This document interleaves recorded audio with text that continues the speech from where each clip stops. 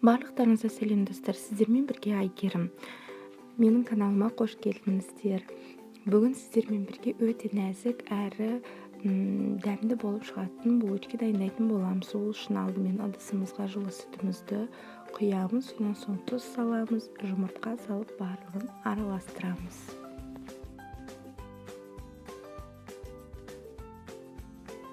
Сонан соң қант саламыз.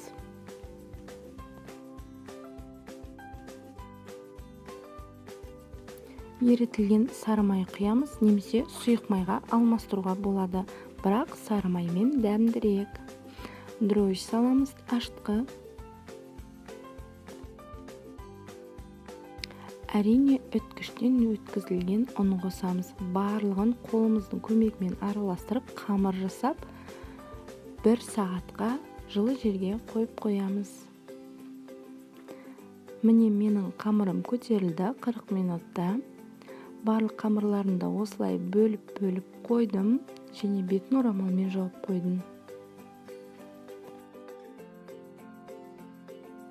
Алдымен осылай оқтаудың көмегімен қамырымызды жайып шығамыз.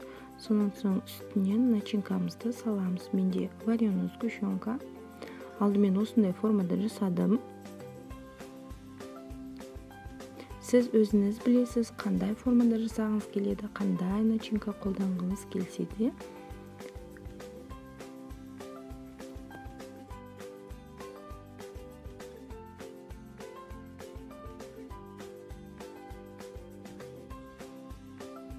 Және екінші үлгісі, ол осылай оқтаудың көмегімен жайып шығамыз. Үстінен ерітілген сары майымызды жағамыз және үстінен мак сеуіп шығамыз. Видеода көрсетілгендей етіп орап, пышақтың көмегімен ортасынан кесеміз және осылай жүрекші шығады.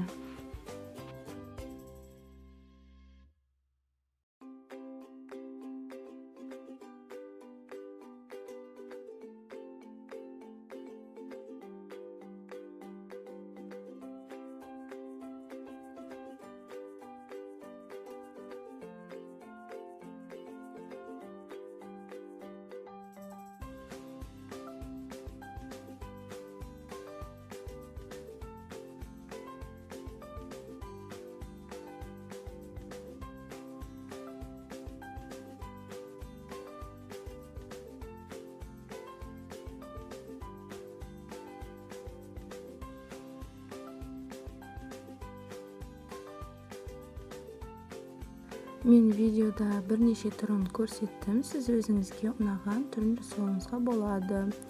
Және қағазымызға салып, 180 градуста қызып тұрған пешке 20-25 минутта пісіріп аламыз.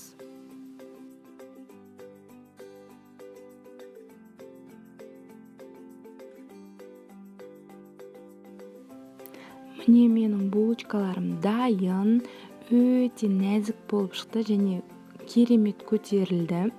Өздеріңіз қалағанша үстінен осындай қант ұнтағын сепсеңіздер болады.